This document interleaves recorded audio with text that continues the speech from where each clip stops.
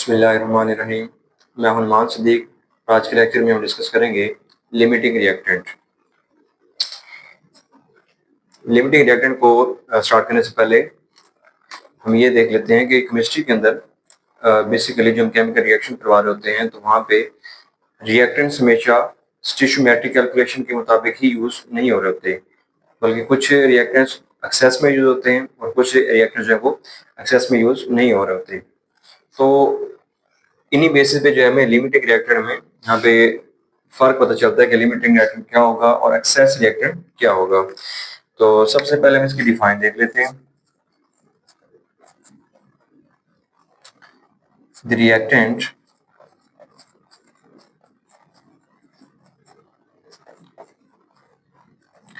that is completely used in a reaction। ऐसा reactant जो reaction के दौरान मुकम्मल तौर पर जो है वो यूज हो जाए, इस्तेमाल हो जाए, इसको हम लिमिटिंग रिएक्टेंट कहते हैं, या इसकी को डिफाइन भी हम कर सकते हैं। द रिएक्टेंट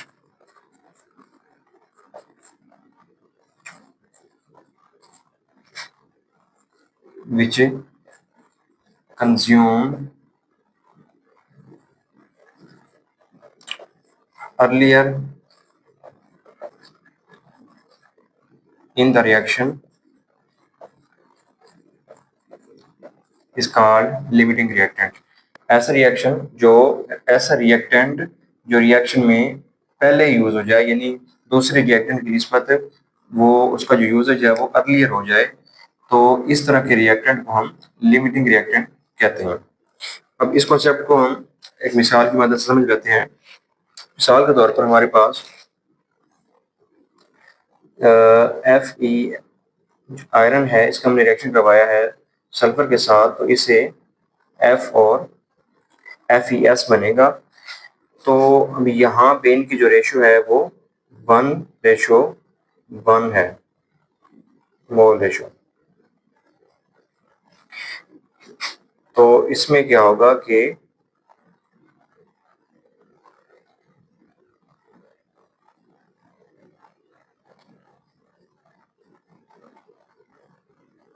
आयरन के हमारे पास हम यहाँ पे 4 मोल हैं, इसको यूज करें, जबकि सल्फर के यहाँ पे जो है वो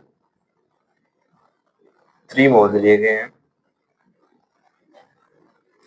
तो इनका जब आपस में रिएक्शन होगा तो इससे बनेगा FeS, और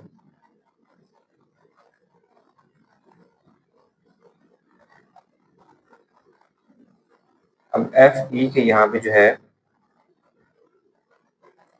3 मोल इसके साथ कंबाइन हो जाएंगे सल्फर के 3 मोल के साथ,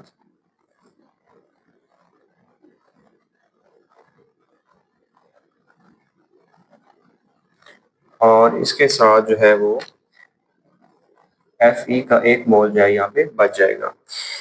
तो अब यहाँ से हम ये अंदाज़ा लगा सकते हैं कि कौन सा जो है यहाँ पे ज़्यादा रिएक्टेंट ज़्यादा मिकदार में इस्तेमाल हुआ है और कौन सा कम मिकदार में इस्तेमाल हुआ है। तो Fe जो है इसके 4 मोल थे, यानी ये एक्सेस में था, और जो S है सल्फर है इसके 3 मोल यहाँ पे यूज हुए हैं, तो ये इसकी जो क्वांटिटी थी वो कम थी। तो अब यहाँ पे जो है हमारा Fe बच गया है, यानी इसका 1 मोल बच गया है, तो ये इसको हम एक्सेस रिएक्टेंट कहेंगे, एक्सेस रिएक्टेंट। और ये जो सल्फर होगा, क्योंकि इसकी क्वांटिटी कम थी और ये अर्लियर कंज्यूम हो गया था, यानी पहले इसको ये यूज हो गया था, तो इस एस को हम लिमिटिंग रिएक्टेंट कहेंगे,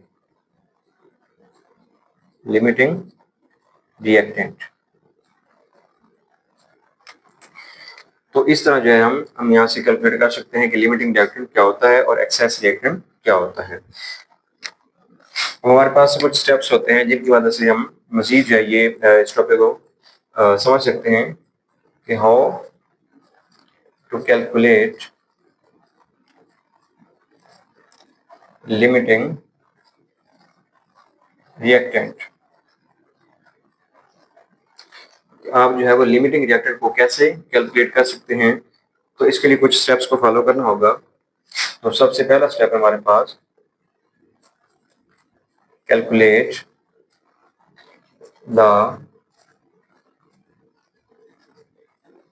number of moles of reactant. क्या आप सबसे पहले रिएक्टेंट के नंबर ऑफ मोल्स को कैलकुलेट करें। सेकंड स्टेप में आपने चेक करना है, कैलकुलेट करना है, calculate the number of moles of product. फिर आपने क्या करना है, प्रोडक्ट के नंबर ऑफ मोल्स को आपने कैलकुलेट कर लेना है। और आपका जो लास्ट स्टेप होगा उसमें आपने क्या करना है, चेक करना है उसमें आपने which reactant give less amount of product.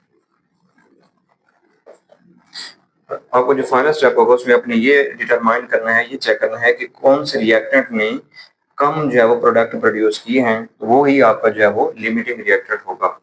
Example है 15.16, इसमें ये रिएक्शन दिया गया है।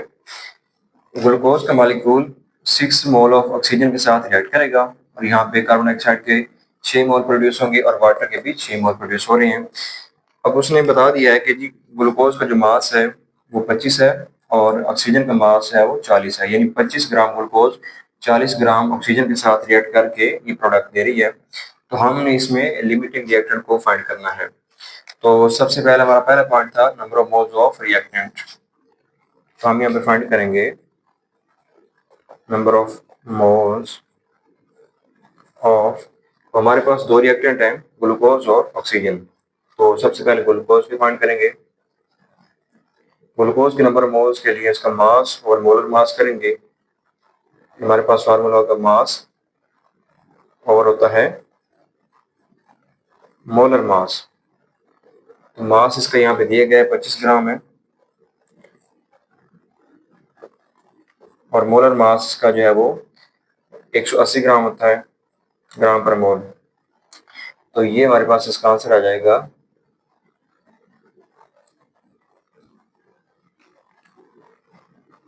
0.138 मोल्स।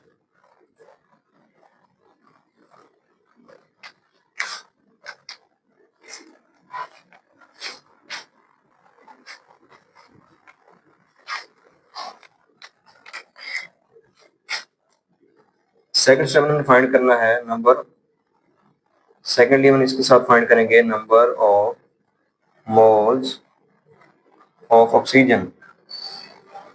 तो ऑक्सीजन के लिए हम जो ऑक्सीजन का मास यहाँ पे दिया गया है वो है जी 40 ग्राम है और ऑक्सीजन का मोलर मास होता है 32। एक एटम को 16 होता है तो यहाँ पे जो दो एटम है मॉलिक्यूल है तो इसका 32 आ जाएगा, तो ये 1.25 मोल्स आ जाएंगे। अभी तक हमने यहाँ पे दोनों रिएक्टेंट के नंबर ऑफ मोल्स फाइंड कर लिए हैं।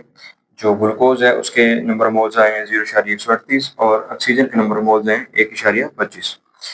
तो हमारा फर्स्ट स्टेप जो है वो क्लियर है। अब हमारा सेकंड स्टेप होगा number of moles of product. तो प्रोडक्ट में हमारे पास जो मेन चीज बन रही है वो कार्बन डाइऑक्साइड है, तो हम कार्बन डाइऑक्साइड के नंबर ऑफ मोल्स फाइंड करेंगे। तो यहाँ पे हम लिख लेते हैं इसको, ये हमारा है जी second step, number of moles of CO2 ये फाइंड करने हमने। तो अगर ग्लूकोज का 1 मोल यूज हो तो उससे कार्बन डाइऑक्साइड के 6 मोल प्रोड्यूस होते हैं।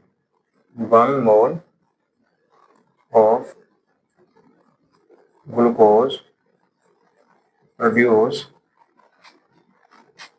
CO2, तो ये आ जाएगा 6। एंड अगर यहाँ पे ग्लूकोज के 0.138 मोल यूज होंगे